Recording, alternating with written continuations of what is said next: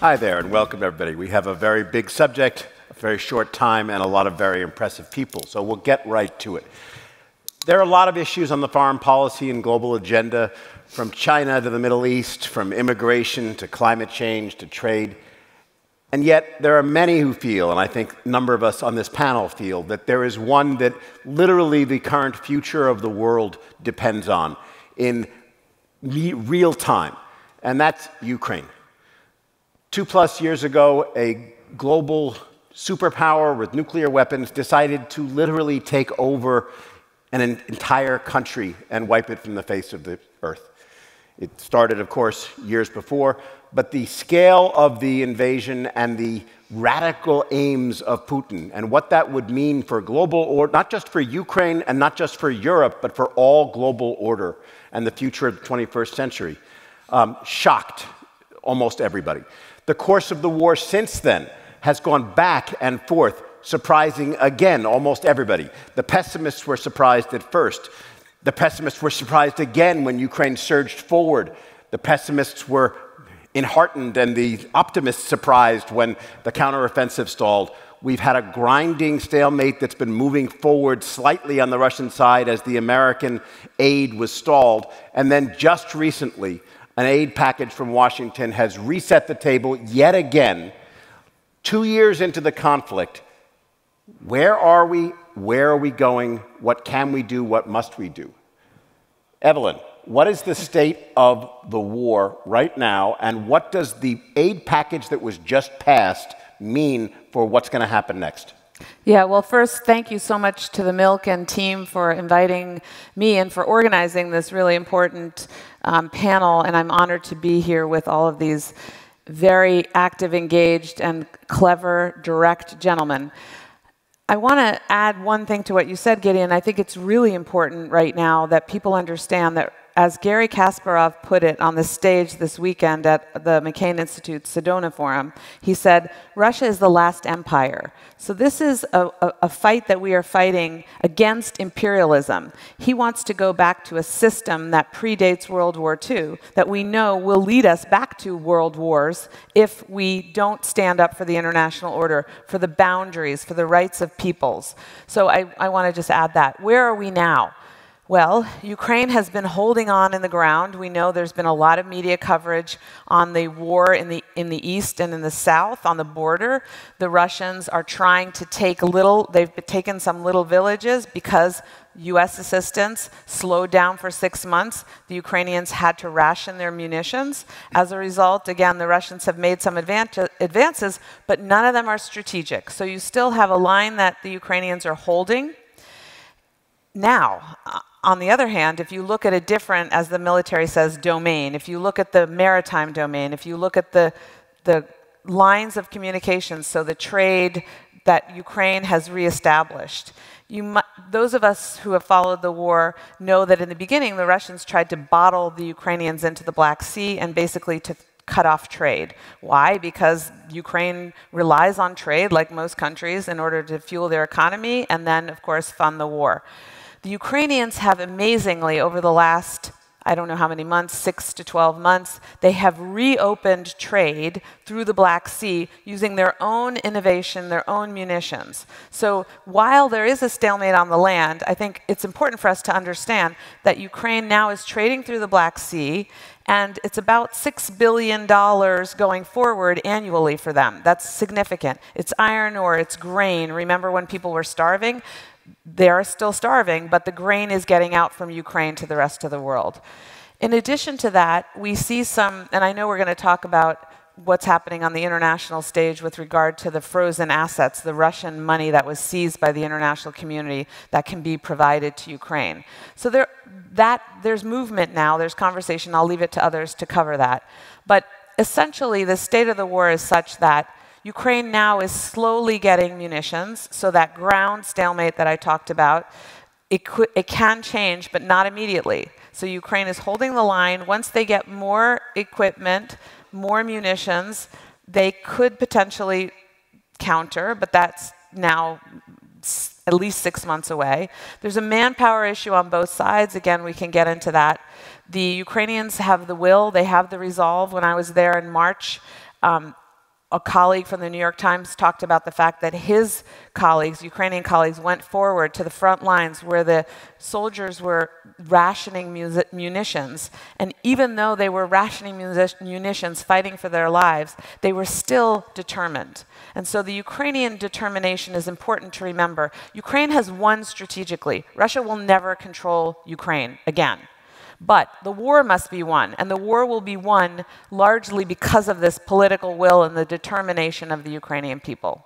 From your lips to God's ears, as some people say. Dmitry, as the war goes forward, it has almost become a kind of war of attrition in which the Russian advantages are significant. And the Washington-Kyiv relationship seems to be souring at a time when it should be bonded ever more strongly. What is your what are your take on the state of the war and what can be done to shift it now? Yeah, thank you for having me. I speak with Ukrainian leadership, military leadership, and folks on the front line on almost daily basis. And it's a very tough slog right now. The fortifications, unfortunately, were delayed in terms of being constructed. They started constructing them late last year. They should have started earlier. They're not in a great shape that we saw the Russian fortifications that they had built, that the Ukrainians confronted in their counteroffensive. And they have a huge manpower disadvantage. They passed the mobilization law just recently. It's going to take effect in a few weeks. Probably delayed, unfortunately, because it's going to take time to train that mobilized force before they're going to be ready to be sent to the front. We got to invest much more in training. One of the big reasons for why the counteroffensive failed is because the training was very limited. You can't take a soldier and expect them to be in combat ready position in 6 weeks, which is really what we were doing with these people that we were sending them to the UK and other places. It takes 6 months in the United States military to train a combat-ready individual, much less, a brigade that can work together and conduct combined arms operations. So this is going to take time. It is absolutely a war of attrition. When people ask me how long will this war go on, I say it's been going on for 10 years. It can unfortunately go on for another 10 years, right? The problem with this conflict is that you have both sides that are fighting for territory, even though territory is not fundamentally how you win this conflict. Right? From Putin's perspective, what he wants is control of the country. And taking a random village in the Donbass that most Russians can't even pick out on a map does not get him closer to that objective. For the Ukrainians, I think the problem with their counteroffensive strategy was that taking back territory does not actually end the conflict. Right? You can imagine a situation, say hypothetical, where they succeed in taking back everything to the 2014 borders, Crimea, Donbass, etc. And my question to them has always been, why would the war end? It just moves the boundary, right? And the war ends when Putin decides that it ends. And to beat Russia, you can't just win on the battlefield in Ukraine. You have to take the war to Russia, right? You have to do long-range strikes against Russian cities, Russian infrastructure, energy grid, etc., like they're starting to do now, much to the chagrin, unfortunately, of Washington. But that is essential to win the war of attrition, to break the will of the Russian public, to sustain this war, because right now the elites in Moscow and St. Petersburg do not feel this war. They're not getting mobilized, they're sitting in their Michelin star restaurants, sipping coffee, eating good food, and the war is far away. You have to bring the war to their infrastructure, to their military infrastructure and energy infrastructure that sustains this war. You have to make them feel it like people in Kyiv feel it when they're seeing missile strikes every day against their energy infrastructure. Okay, Dmitry, I'm going to do the same thing I'm going to do to Bill in a bit, which is I'm going to press you for a second on this, because the obvious counter-answer from many in Washington and many even around elsewhere, not in Washington, would be that that sounds nice and would be effective perhaps in changing Russian attitudes or making them feel scared, but the potential escalation that might provoke would be such a dangerous situation that we want to avoid it. And the unfortunate reality of fighting a nuclear-armed, very superior, serious power is that you have to sort of limit the fighting to the actual theater because you don't want to provoke a larger Russian reaction. What would you say to the argument that what you just said was reckless, like having no-fly zones or U.S. troops on the ground or things like that? Well, I think where you draw the line is you don't provide Ukraine with long-range weapons from the West that can target Russia, because that could trigger an escalation. but you help Ukraine build those weapons themselves, whether it's drone strikes or even missile capacity, right? The Ukrainians in the Soviet Union days had a number of plants that were manufacturing significant weapon systems, missile systems for the Soviet Union. They have the Grom-2 missile, they have the Neptune missile, the Moskva cruiser in the Black Sea. They can increase the range of those systems. They can increase the capacity of their production. You know, when I was in Kiev last, I visited a drone factory and I saw one individual there in flip-flops cranking out on a machine 1 drone per month. That is not mobilization of the Ukrainian economy. And to get there, I passed body shops, people working on BMWs and all kinds of things, right? The Russians have mobilized their economy. They are operating 3 shifts in their factories to produce drones, produce missiles. Ukraine absolutely has to do the same in order to win. Okay, let's turn to the domestic front. Liev, you have a personal relationship with Zelensky that comes from your acting background as well as your visits there and your support during the war. Talk to us a little bit about the home front in Ukraine and your sense of it and what the connections and how it can be helped. Well, obviously, the passing of this recent aid package is a game changer, and I wish that we spent a little more time celebrating events like that, not just for Ukraine, but for our own polarized political system. We don't spend enough time marking what we can achieve when we're united, and that was an extraordinary achievement. From what I understand of that package, for the most part, it is about replenishing military aid that's already been sent to Ukraine, for the most part. But hopefully what it'll allow the Ukrainian government to do is to continue to pay pensions and to bolster social services like medical aid, welfare, because those are the issues that we're really concerned with. I think for us, what we're really trying to do is to maintain private and public funding for the local Ukrainian NGOs who are providing this sort of desperately needed humanitarian aid on the front lines and in vulnerable communities. Examples of that is there's a group that we work with called Rescue Now. There's about 600 plus elderly people trapped in Kharkiv, and this group is their lifeline to the world. They do daily check-ins with them. They bring them food kits, warming kits. And you know, you'll see in a lot of these situations, when you watch the news, it's inevitably an elderly woman bleeding from the head, walking around confused by a shell. And the reason for that is that the young people have all gone to the big cities, and the elderly people who are in great Ukrainian tradition, very tough and don't like Russians very much, think nothing of it and want to stay in their homes with their goats and their animals and their life. And so these are the communities that are really, really vulnerable right now. Another thing is what people don't realize about a situation of war is need is this really moving target.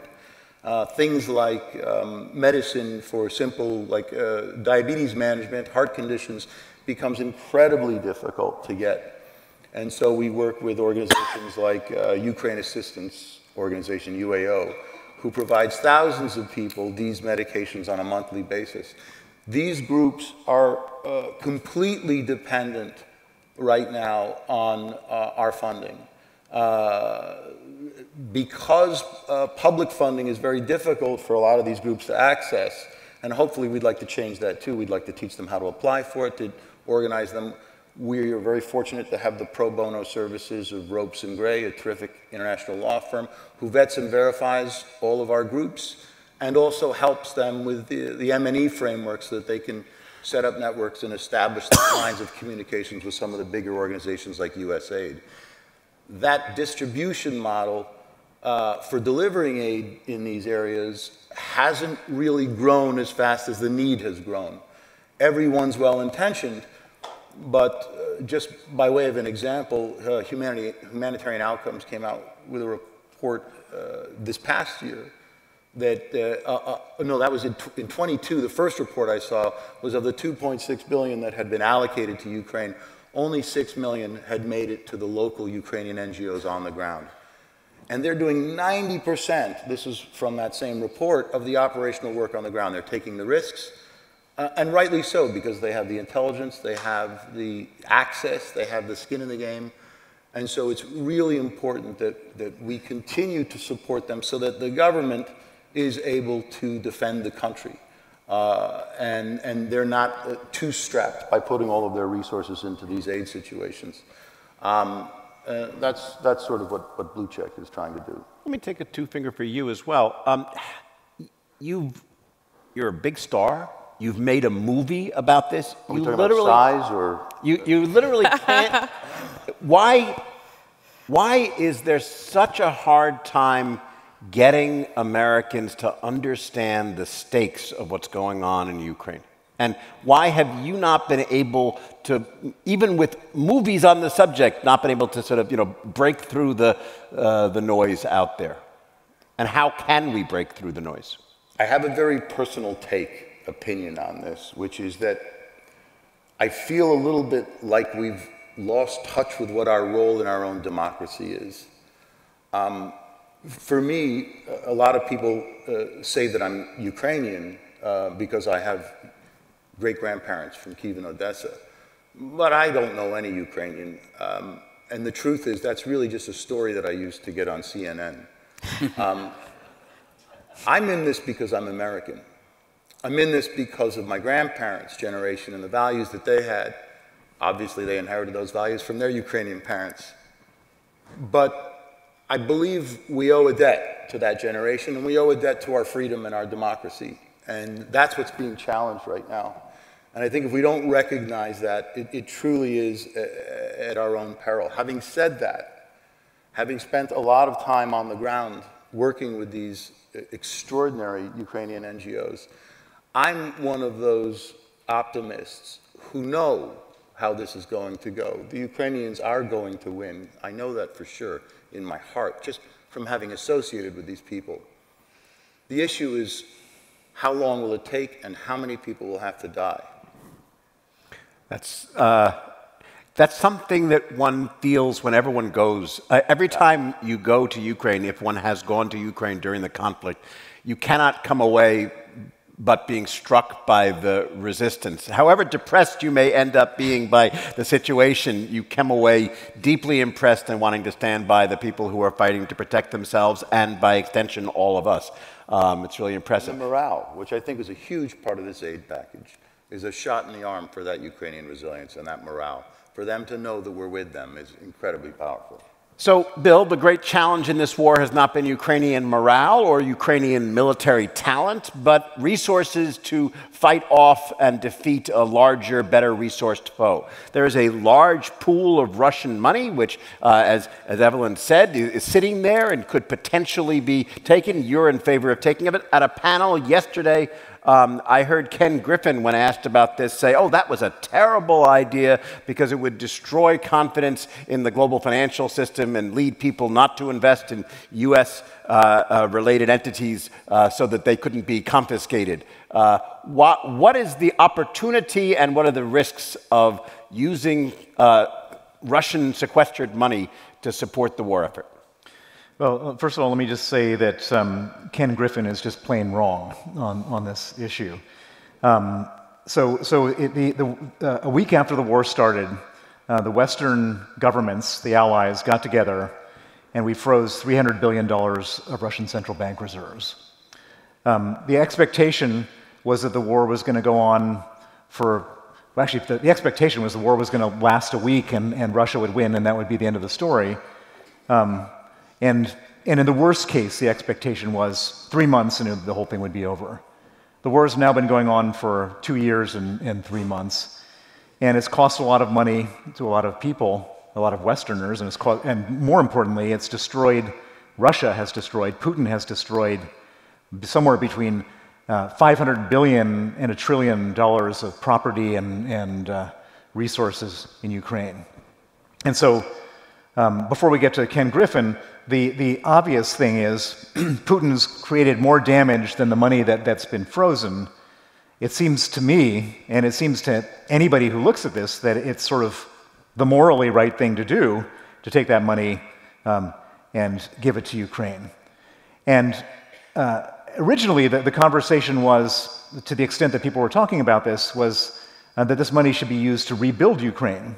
And I have a different view, which is that you can't rebuild Ukraine if Russia occupies it, and so this money needs to be used to defend Ukraine. Ukraine needs to be defended before it's rebuilt. And so it's certainly the morally right thing to do. We've also been funding Ukraine. When I say we, I mean all of the Western allies, and we've seen all these fights now going on about money for Ukraine. The money was delayed here for 6 months. The money was delayed in Europe by the Hungarians. And as time goes on, more and more money is going to be delayed. And then we get to the issue of November 5th here in the United States. There's a reasonably high probability that Donald Trump will become the president.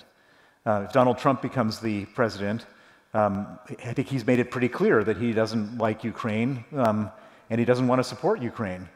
And so I think that there's a high probability he becomes president, and there's a high probability if he becomes president that he cuts off Ukraine funding. And that means that half the money of all the money that's currently going to Ukraine will be cut off. And so if Ukraine runs out of money, then we end up in a situation where Putin probably does win. At the end of the day, this is a resource war. We saw what was happening before the 61 billion aid package was approved. The Ukrainians were running out of artillery and bullets and other things. And if Ukraine loses, Putin doesn't stop there. That's not the end of his conquest. He then moves on to the Baltics or Poland or Moldova. If he goes on to the Baltics or Poland, they're NATO allies. And then we're faced with a terrible dilemma. Do we then, based on our treaty obligations, do we go to war with Russia because they're NATO allies? Or alternatively, I can imagine a bunch of people going on CNN and Fox and saying, why would we go to war with Russia over Estonia when no one can find it on a map? And so we're then faced with this terrible situation where we either go to war with Russia or we let Putin take over the Baltics and Eastern Europe, which will ultimately, one way or another, lead to World War III. So I think it's both the morally right thing to confiscate, well, let me step back. We don't have that problem if we grab the $300 billion. The $300 billion prevents that from happening. And so it seems to me that, as I said, it's the morally right thing to do. It's the geostrategic right thing to do, and it's the politically right thing to do. Why should we be paying for Ukraine when Putin can be paying for Ukraine? But coming back to Ken Griffin, and this is one of the two arguments that I've heard a lot, mostly coming from hedge fund guys on Wall Street, which is that somehow if we take this money, it's going to ruin the international financial system and no one's going to trust anyone ever again. And the answer is, that might be true if just the US were to do that by itself. But to do this, we would do it with the Europeans, we would do it with the Brits, we would do it with the Canadians, the Japanese, the Swiss. And then where do people who are worried about this kind of thing happening keep their money? You know, where does the Chinese or the Saudi princes keep their money? Do they buy Iranian rials and Argentine pesos? I don't think so. At the end of the day, everybody's stuck with reserve currencies, and they will keep their money in reserve currencies. There's one last argument which you didn't mention, which is the argument that somehow this is lawless to do. And I would argue that invading a neighboring country and creating $1 trillion of damage is a lawless thing to do, and there should be some legal consequence for doing that.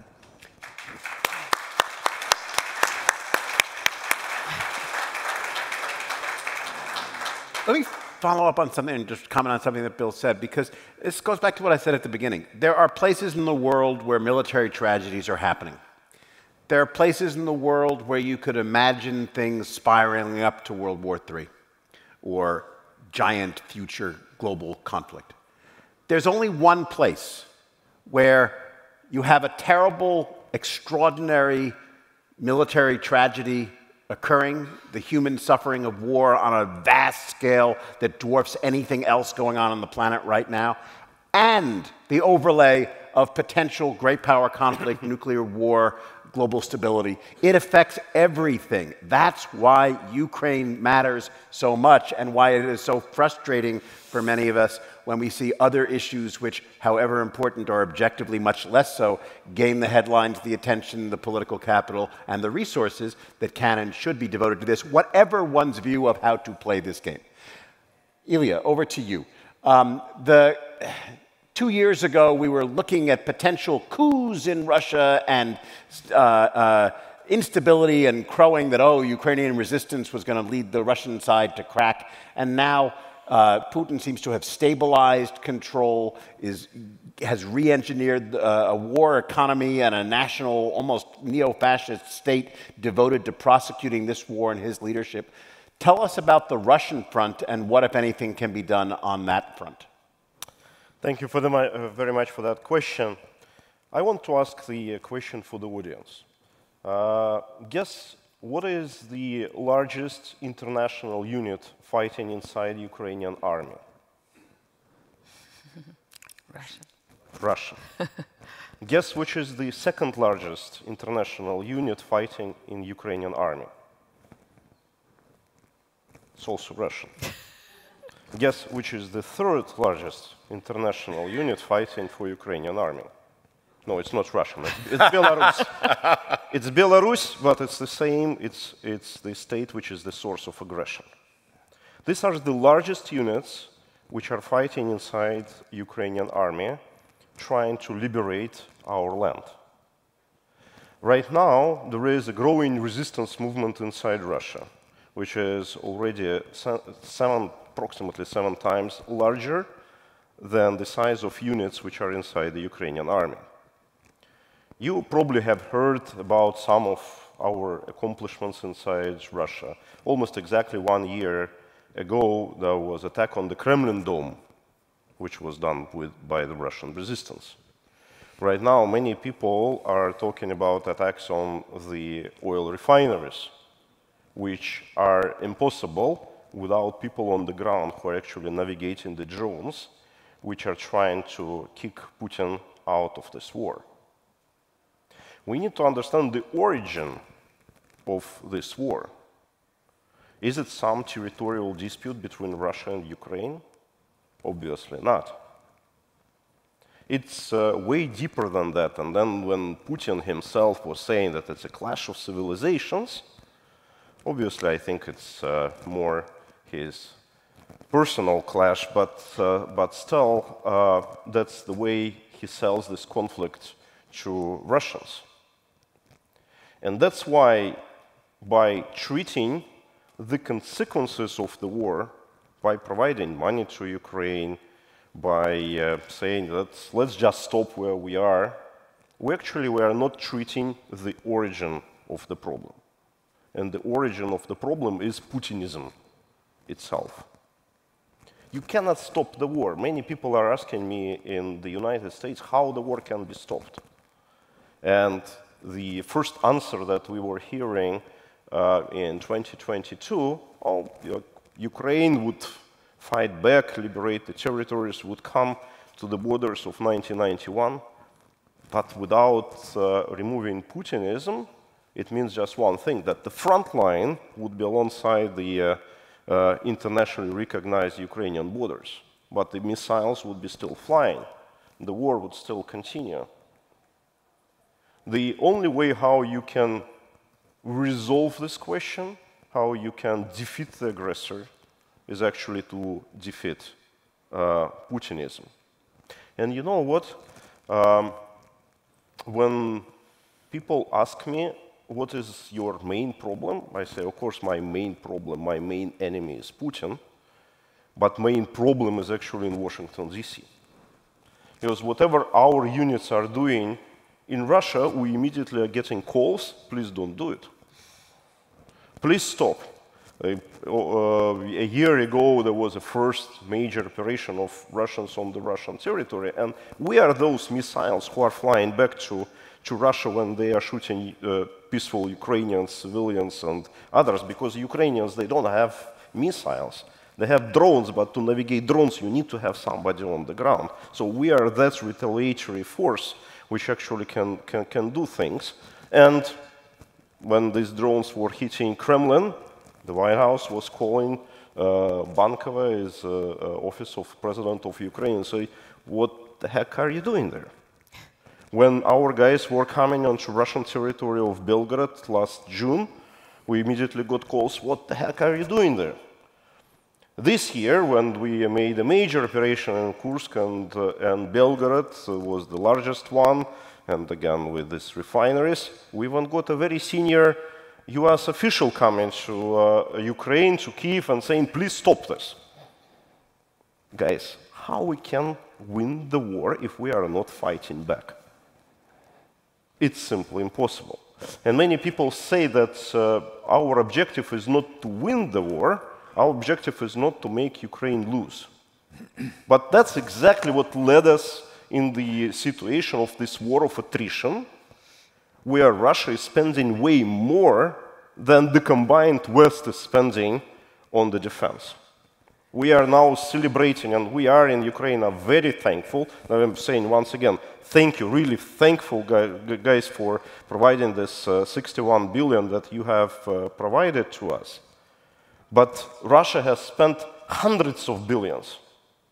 Right now, 1/3 of the Russian budget is military-oriented.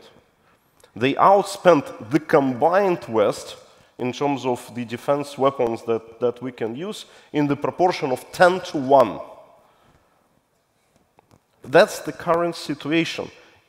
We are not able to outspend Russia.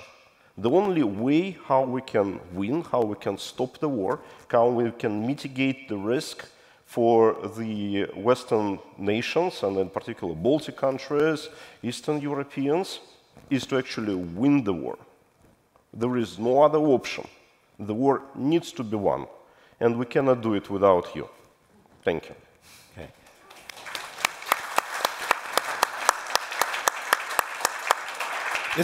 This is great. I'm going to drill down with each of you on some specific issues. So, Evelyn, I'm going to go back to you. And I really liked what you said about Crimea, because what many people who, even those who follow the war somewhat closely, may not realize is that as much as the dramatic counteroffensives and offensives on land have played out and ground each other and cost so much, I mean, arguably the most interesting aspect of the war militarily has been the defeat of the Russian Navy, which is really interesting when there is no Ukrainian Navy. So how the Russians have managed to sort of do so poorly in the south and the Ukrainians do so well. And it leads me to my version of Dmitry and Ilya's things, which is my preferred, more aggressive strategy would be going after Crimea. I'm not sure we should go after Russia, and I'm not sure we should go, have lots of Russian national, troops on the field. But my question to you would be, you mentioned the upsides of the war in the Black Sea or around Crimea and in the area. Is there an opportunity to shift if you have a stalemate on the ground, even as you hold the line in the Donbass, is it possible for Ukraine to make significant gains on Crimea, and what would be required for that to happen? Yeah, Gideon, I'm glad you mentioned it, because I didn't want to speak too long. But if I had kept on going, I would have talked about the fact that I am incredibly encouraged by what the Ukrainians, with the help of their Russian colleagues, have been able to do behind the Russian lines, whether it's in Crimea or, frankly, on Russian territory. And I think that we shouldn't tie the Ukrainians' hands and tell them where or how they should use the weaponry that we are giving them. So I'm very forward-leaning, much more willing to take risk because we want Ukraine to win. We're providing them with longer-range artillery. Use it. Use it on military targets. I mean, that is clear. But the Ukrainians have been abiding by the laws of war. So we need to trust them. There was one incident where they did something, I don't know if you guys were involved, but where they assassinated a daughter of, they were actually, the target was an advisor to Putin in Russia. Our government clearly made it clear to the Ukrainians that we are not going to support Ukraine if they are going to assassinate people. I don't know this, but I'm gathering between the lines because they haven't tried that again. So as long as the Ukrainians focus on military targets, and the Kerch Strait Bridge is one of them, that's the bridge that links the Russian mainland with Crimea, which again is Ukrainian territory occupied by the Russians, but it's a logistics corridor. It's a rail and train, truck corridor. Traffic goes back and forth, providing resources into Crimea. What is Crimea? People live there, yes, but in effect, it's a base. It's a large logistics installation that the Russian military relies on heavily.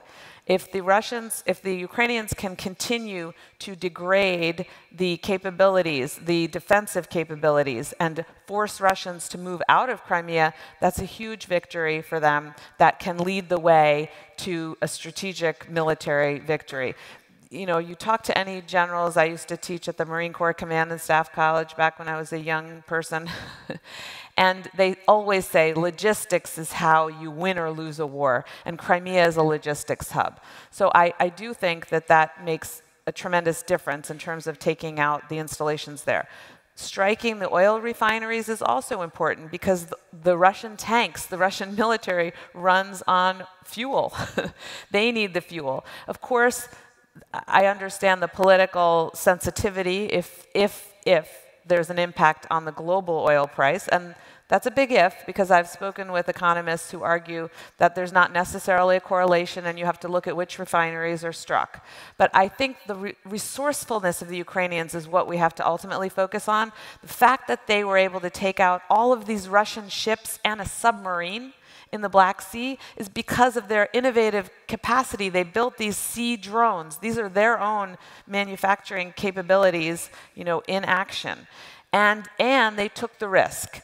So the innovative quality, the determination of the Ukrainians, and frankly, these patriotic Russians who are helping them, that's what we should focus on. That's a great lead into my next question, which is to Dmitry. There's been a lot of talk about a new World War I and trench warfare and attacks. But one of the most interesting aspects of this war has not just been that kind of war, but the incredible tech war going on behind the scenes. This has been a laboratory for modern warfare. NATO, China, everybody is watching this incredibly closely because the scale and rate of innovation technologically, any of the attacks of this year would have beaten any of the defenses of last year. Any of the attacks of last year would have beaten the defenses of previous years, and not just because of more sandbags on the ground, but because of the complexity of the drone warfare, the integration of the various combined arms tactics, and so forth. Dmitry, you are an expert in modern technology. How is the tech war playing out, and what, if anything, can be done, as Evelyn said, to liberate Ukrainian creativity and create sort of technological advantage by leveraging the US and Ukrainian tech industries? So one of the interesting things about the drone war in particular is how little American technology is actually being used in Ukraine, not because it's not being provided, but because it's not very good, to be honest with you. And the reason it's not very good is the drone that's effective today is not going to be effective tomorrow, because the countermeasures that are being deployed by both sides in electronic warfare, in the tactics that are being used, are changing on a day-to-day basis. And unfortunately, one of the big problems we face both on the technical side, but even in the broader conflict, is that the United States has not allowed military advisors to be in Ukraine, physically in Ukraine. Some of our allies do it, but we don't. And that severely limits our ability to learn from this conflict by being directly in the front lines, integrated into the Ukrainian forces as advisors, not as combatants.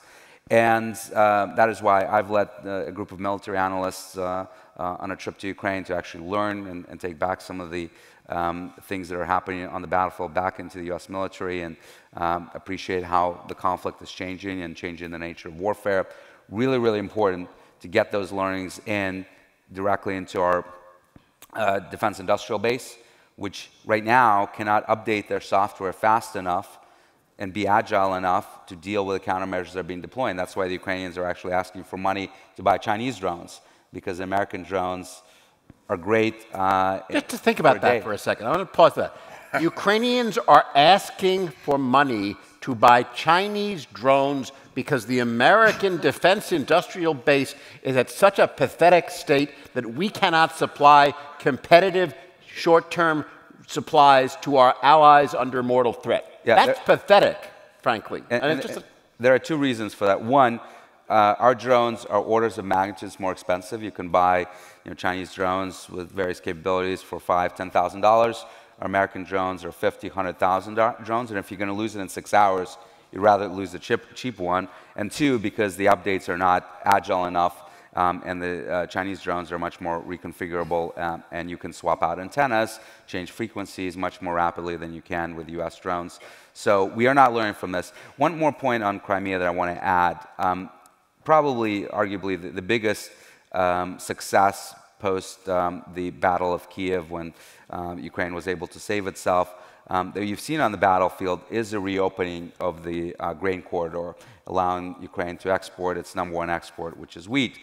And it's important to understand how that happened. It is not because the Black Sea Fleet is destroyed. It is not destroyed. About a quarter of the Black Sea Fleet is destroyed, but they still have numerous capacities, both in terms of ships, submarines, coastal batteries, naval aviation. If they wanted to take out those civilian ships that are leaving Odessa, they certainly have the capability to do so. Why haven't they done that?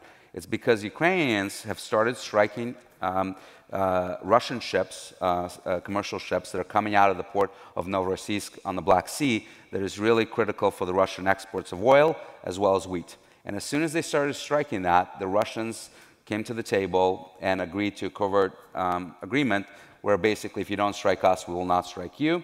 That allowed the Ukrainian exports to be reopened.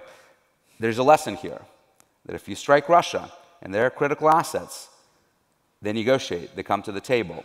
So right now, the Ukrainian energy grid is in really terrible shape. The new strikes that the Russians have been launching over the last 4 or 5 months have decimated their power grid, destroyed a lot of the transformers that are very difficult to replace. How do you stop that? You stop it by striking the Russian energy grid and make them feel the pain, right? And that is the only path to victory. Okay, Bill, I'm going to follow up with you on something that's been a disappointment, and I'm not sure why.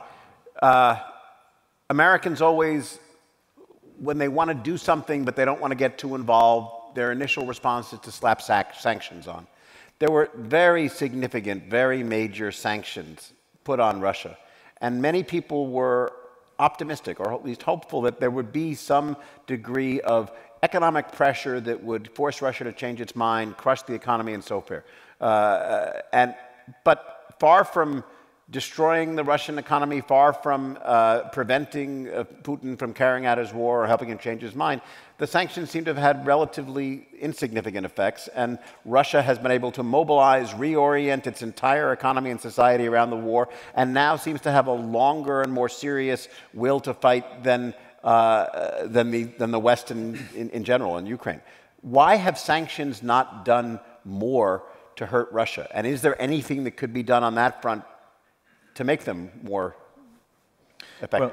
Well, first of all, this idea that sanctions aren't working comes directly from the Kremlin. So Putin says, sanctions aren't working, we're doing fine, you're hurting by doing the sanctions, and so you should probably just not do any sanctions anymore. That's his spin.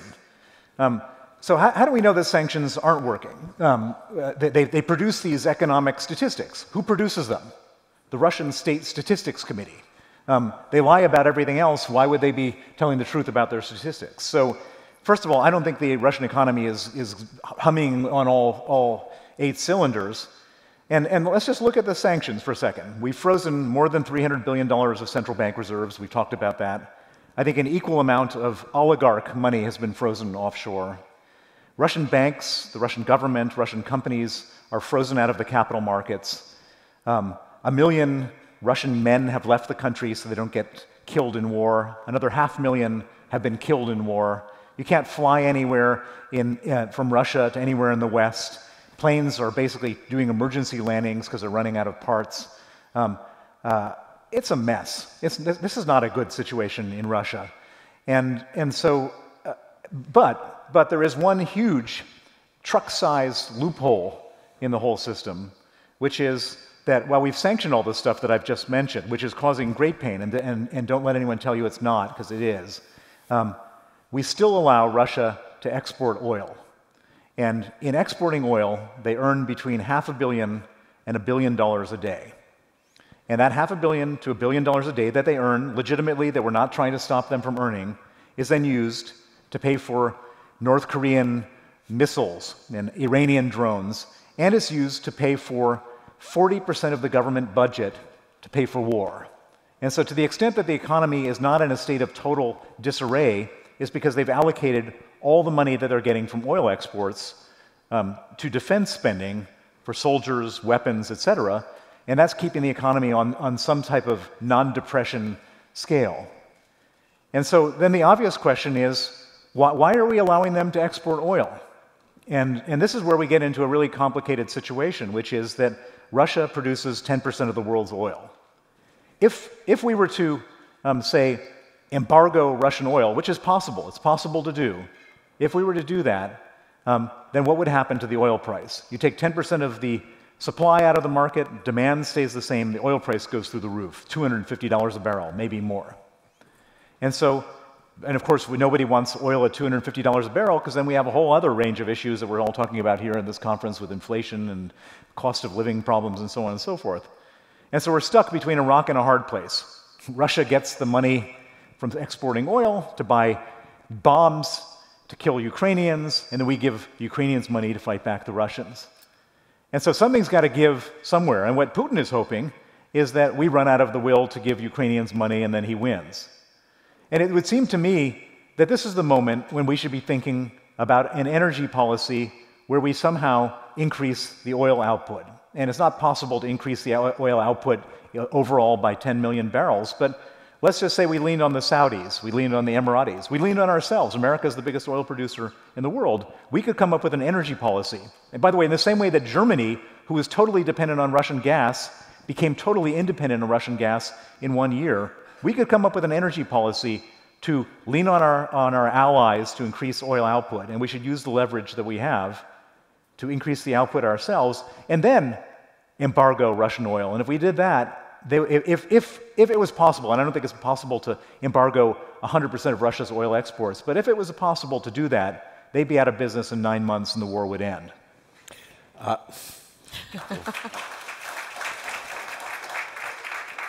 Ilya, I want to go to you for another area of disappointment that many of us have had.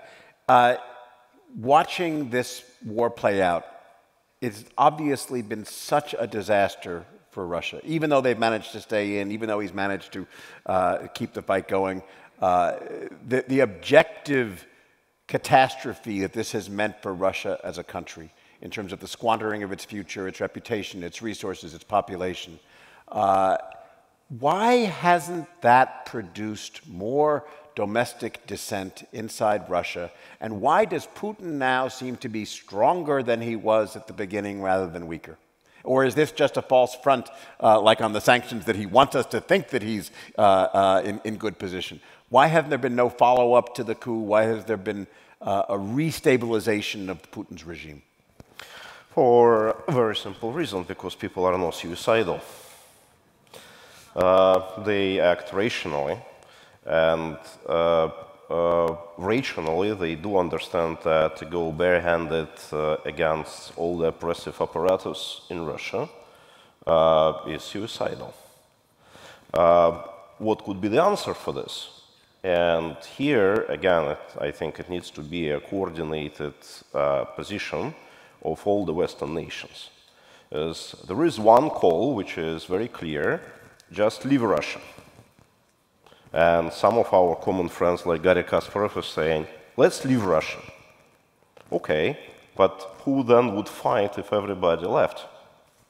And the exodus from Russia during these recent 2.5 years was more than 1 million people, most economically active, most socially dynamic, most persistent. They all left. Now, being in the West, they also ask, what can we do? And most of international governments, French, Germans, Americans, they all say, you do blogs, you do fight the propaganda, but please do not be engaged in actual fighting. Because we don't want to be seen as we are assisting any actual resistance. Because it would be too dangerous for us and the escalation and stuff. So they are getting dissolved. There is a great desire, actually, on behalf of people to do something. And when there are things which are considered to be safe, vetted by everybody, they immediately start to show up. Recently there were elections, so-called elections, obviously it's scam, it's not elections, for Vladimir Putin, and we saw huge queues coming to the embassies, people wanted to vote, despite that there was no real candidate.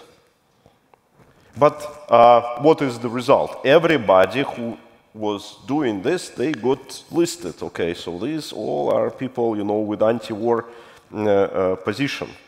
Why would we do it? It was happening only for one reason, because they were encouraged that this is a safe way, this is a vetted way, this is a normal way, while do the support for the resistance, you know, home front or inside Ukraine is something which you shouldn't be involved in. And to my mind, in the D-Day, in the very last day of this regime, we definitely would see millions of people on the streets. Just they want to see that they are not alone.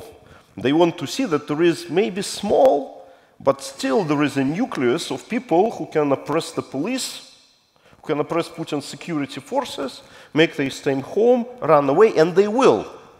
What Prigozhin's mutiny illustrated very vividly for everyone, that there would be nobody who would defend Putin.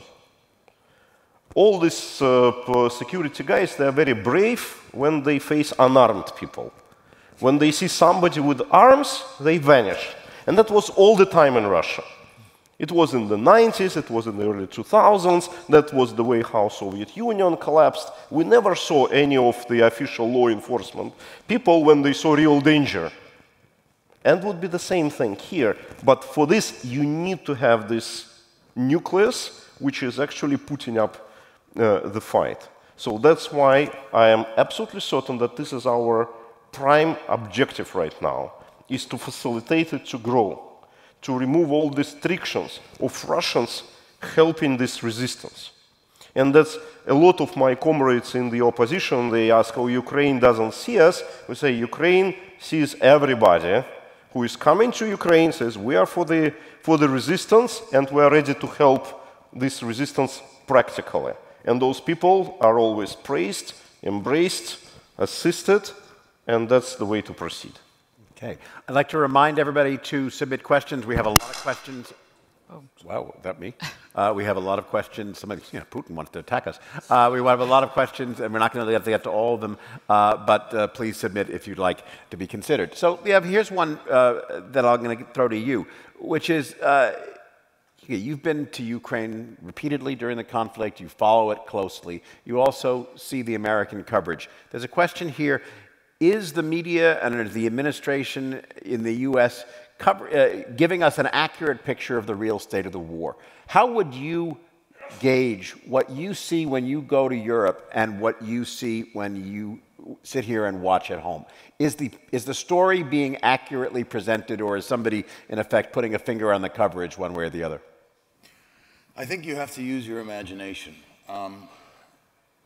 Because, no, for me, it's all about human interaction and relations. And until I spent a good degree of time there, I had no, for lack of a better term, skin in the game.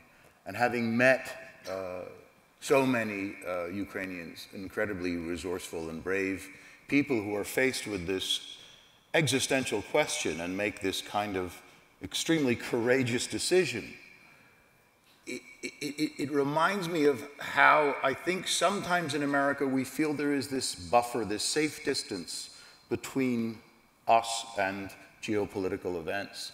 And I hope what anyone gets from walking away from this extraordinary panel is a sense that there is empirical evidence and the reality of the proximity to us and the relatedness is extremely compelling. And if we don't act on that, if we don't ask ourselves individually and collectively what we can do to ensure the future of our children and our children's children, I think we're making a terrible mistake. And I think sometimes, for me, that point is made clearer when I meet someone face to face than when I see something happening on the news. Although I will say that what got me into all of this was sitting on the couch with my children after 7 years on a television show, and feeling pretty satisfied with myself that I'd created a nice nest egg, and here I was with my slightly disconnected children watching the war unfold on TV. And I saw this middle-aged, tall man, red, with Slavic fat pads like me, and I thought, wow, I kind of look a little like that guy. This guy then grabbed his child, hugged his child, and kissed his wife, and I could see him holding back tears as he got onto a bus to board a bus for the front lines of a war in which, in my mind, at that time, in the first week, they were wildly outgunned and matched, I thought, little did I know. And that guy was very little chance he was ever going to see his child again. And for me, as someone who's all about identity as an actor in my business, I'm trying to think, what's my connection to that? Could I do that? Could I pick up my children and hug them and say goodbye to them, knowing that it's the last time, for nothing more than the slim possibility that my death might provide them a future? And I thought, absolutely not. I've completely lost touch with that level of courage, and it's something else, it's values, and it's doing what's right. And that part has come from being there. But it did happen, but you have to use your imagination. You have to put yourself in their position. You have to think like they're thinking. These are critical decisions. That moment when Zelensky, for instance, said, I don't want to ride, I want ammunition, it's an incredibly courageous comment, and I believe it captured all of our collective imaginations. And let's not lose touch with that. Let's ask ourselves in some deeply intimate way why we care about this, and then act on it.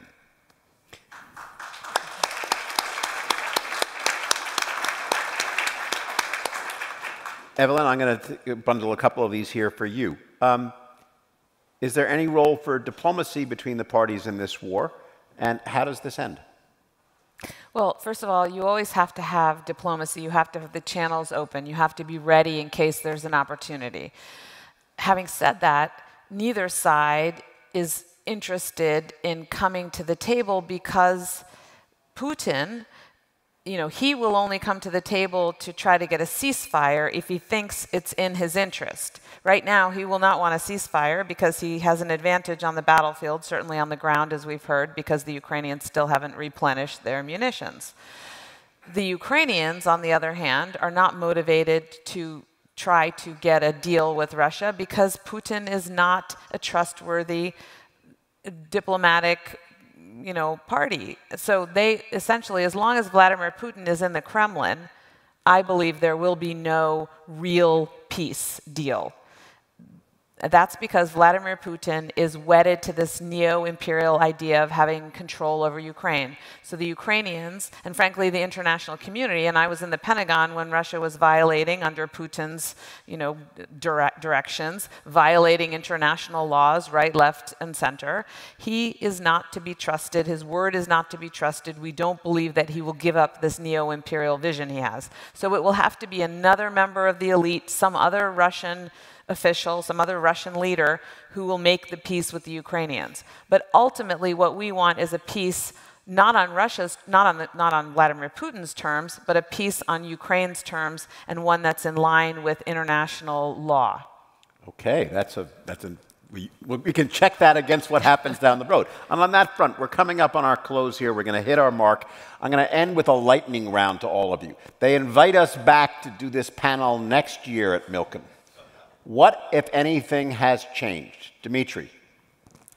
Well, hopefully you've had a significant mobilization of personnel in Ukraine military. We've spent months training them to both better defend themselves, but also that they've increased their production of munitions to be able to strike Russia, to start impacting Russian economic base and Russian energy grid in order to deter attacks against Ukraine. That is really the only way that you can get Russia to the negotiating table from a position of strength, where you're able to impact their decision-making. Bill, a year from now, what, if anything, has changed? Everybody always asks me, how does this war end? And I don't want to leave people with a bad feeling, but the answer is this war doesn't end. Putin doesn't back down, because if he backs down, he loses power, and if he loses power, he dies. And the Ukrainians don't back down because if Putin takes over their territory, the women get raped, the men get tortured, and the children get kidnapped. And so everybody is in it for everything. And sadly, we're going to be sitting here a year from now talking about the same thing. Evelyn. Well, I'm much more optimistic. A year from now, Ukraine will be very close to, if not in the European Union. If they pass all the legislation they need to pass, they will maybe also have gained access to some of the interest, at least, from the $330 billion of frozen assets. Ilya. I think that a lot of illusions are already gone, and that's not a sign of pessimism. That's a sign of us being more mature and understanding of what's going on. And even here on this panel, I hear what I didn't hear a year ago, that it's all about Putin and Putinism. It's about what's happening in Russia. It's not what is about just the field of war. It's not the victory of Ukraine that would trigger the changes in Russia. It's actually the changes of Russia that would put the end of this war in Ukraine. And as soon as we start to realize this and build our strategy built on exactly that assumption, we will win. Quick last word. Yeah.